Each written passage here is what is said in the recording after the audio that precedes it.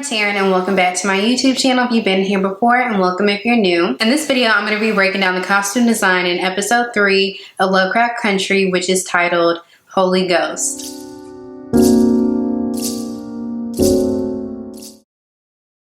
Holy Ghost opens up with a scene with Letty, played by Jurnee Smollett, looking painfully stunning. She's sitting down while everyone is standing up, clad with a red lip. She's wearing this white button-up shirt with a nice notched collar. She's wearing this hat that has black and white stripes spiraled around the brim. And to me, that kind of represents that as of now, her life is very, very chaotic and kind of just going all over the place.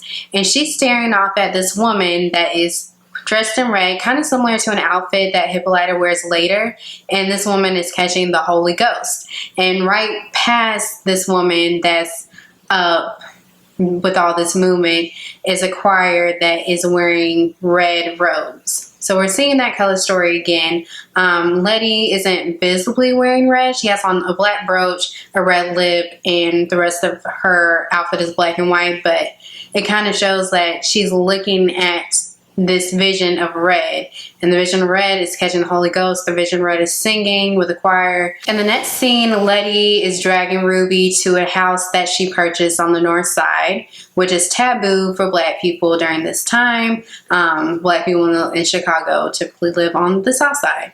So she's dragging Ruby to see this house, and she's wearing an outfit kind of similar to what she was wearing when she left with Uncle George and Tick to go to Arden. This outfit, she's wearing another black top, but this time her pants are cream, and the top doesn't have like the gold accents or anything. It definitely seems more solemn in comparison to what she wore when she left before. It just seems kind of sullen. Instead of wearing white heels, she's also wearing black heels this time. And Ruby in this scene, she's wearing a belted fit and flare dress with like a peacock pattern. There's like hints of green, some like blues, and like maybe some like purples and pinks. It's a really lovely dress. Still leading off with a woman of the show, we see Hippolyta wearing a crochet dress similar to what Dora was wearing in the previous episode, except hers is more salmon colored. Tick is also wearing a green shirt similar to what he wore when he left with Letty and Uncle George to go to Arden, only this one is ribbed. Diana's wearing jeans again, and she's wearing like this jersey type of shirt that's knitted. And then we also see Montrose, he changes from a light blue or gray shirt into a yellow shirt. So we're seeing the yellow kind of signifying, to me it signifies the Freeman family. Yellow. Letty's moving into her new house, and she's renting out rooms to fellow artists within the city. She's wearing a red and white bandana type print shirt, and she's also wearing jeans. Yeah, I think this is the first time she's wearing jeans, and it's kind of showing like she's getting her hands dirty, helping everyone move in, getting the house ready. Tick is clearly a minimalist. We know he came to Chicago with like limited wardrobe, so he's wearing the same outfit as we saw him in the day before. Day 5 is pretty quick. We see Letty wearing white pajamas, and we know that white is the color of innocence. And Tick comes down to help her with the messings that Letty's neighbors are doing with her house, and he's wearing a dark blue beater. And dark blue is the color of authority, sensibility, and trust. And as we watch this episode, Tick has tried to kind of mansplain what's going on with Letty instead of listening to her. We see Letty hosting the housewarming party. She invited all her friends from the south side to the north side. And so, of course, that's going to upset the people that already live in that neighborhood. She's wearing this beautiful dress that's off the shoulder, cascading, a nice drape in the bodice of it. And the bodice of this dress is satin, and below is fringe. And this is kind of different for Letty because we've usually seen her in reds, we've seen her in black, some white, a little bit of pink so far. But this is the first time that we've seen Letty wear green. And it's definitely different than what she's worn before, but she's still wearing her red lipstick. To jump back into a little bit of color theory, we know that green represents money, finances, ambition, and even greed. We know that Letty has lucked up into some money that she was able to afford this house, so I think her wearing green is kind of showing that she's a little bit more stable. Green is also known as the color of life and is associated with fertility.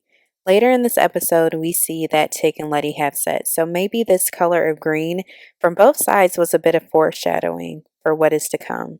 Ruby is performing in a red dress, and again, as she's performing, she has a nice flower in her hair, and this is a bright, bold red dress, and I think it's another belted one. We see Letty having a conversation with Hippolyta, and she's wearing, her dress is kind of having the same elements that Letty's is. Hippolyta's dress is like a print up top, and then it's like a deeper like burgundy reddish color on the bottom, and on top is like a floral print that has like hints of red and orange in it, kind of reminding me of the floral prints that George wore previously. I feel like the top of her dress is really cool. It kind of reminds me of like either a South or East Asian type of print. Is very Red and green are opposite of each other on the color wheel. Letty and Ruby are experiencing strife in their relationship.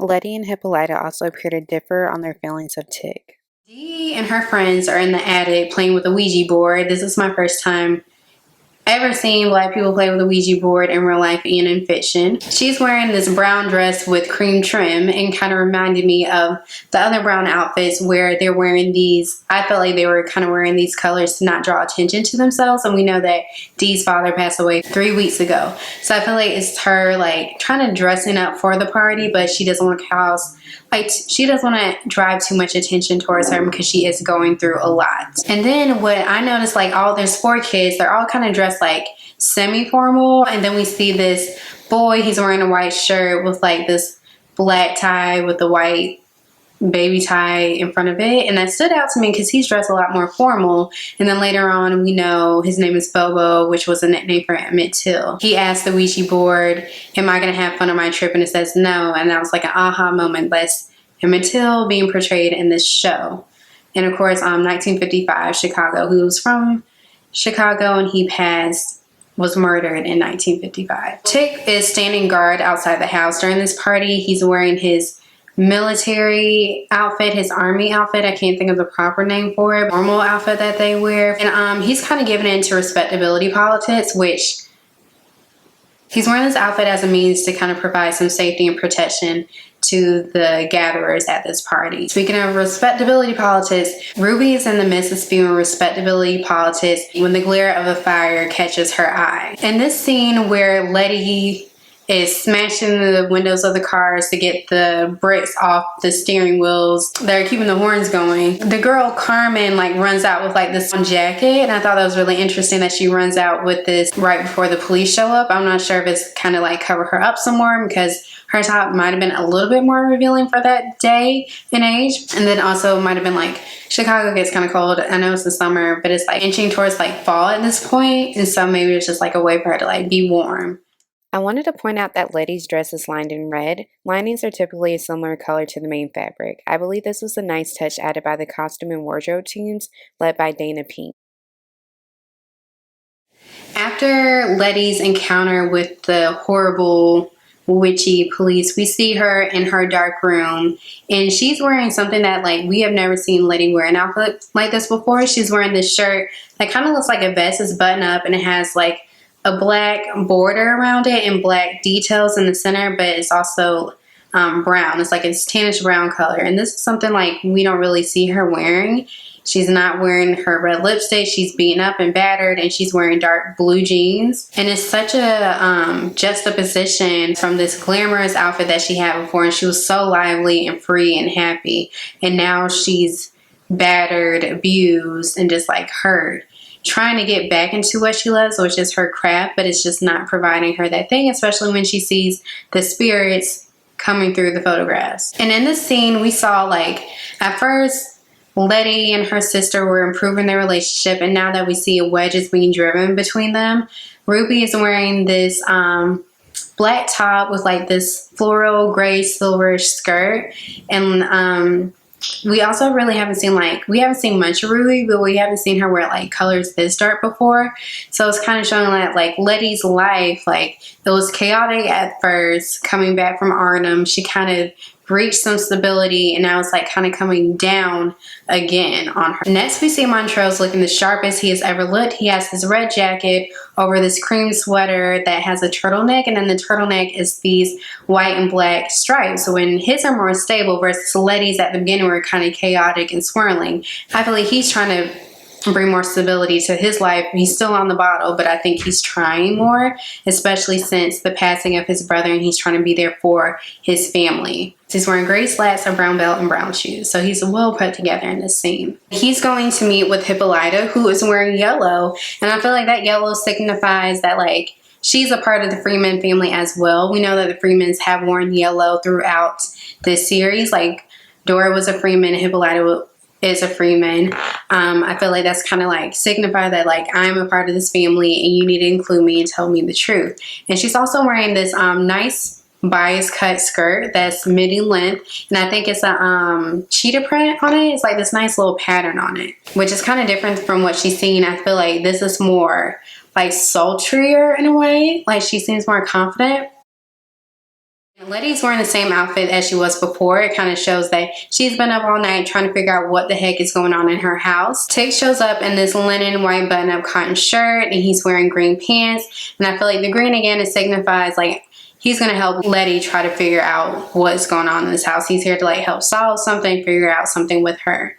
And he's also wearing his dog tags. And we see Letty, she gets this priestess. This woman, she has on a yellow head wrap, yellow and gold jewelry, and she's wearing like this white cotton, very loose frieze dress. And so they exorcise the spirits out of this house, and then we see Letty back in her home. People are moving back in. She's in this beautiful fit and flare dress with the bodice of it being a halter with a notched collar again, and it's light blue with white dots on it. And she's speaking with this reporter in this two-piece yellow suit, and I feel like yellow again, optimism, bringing good energy to this house.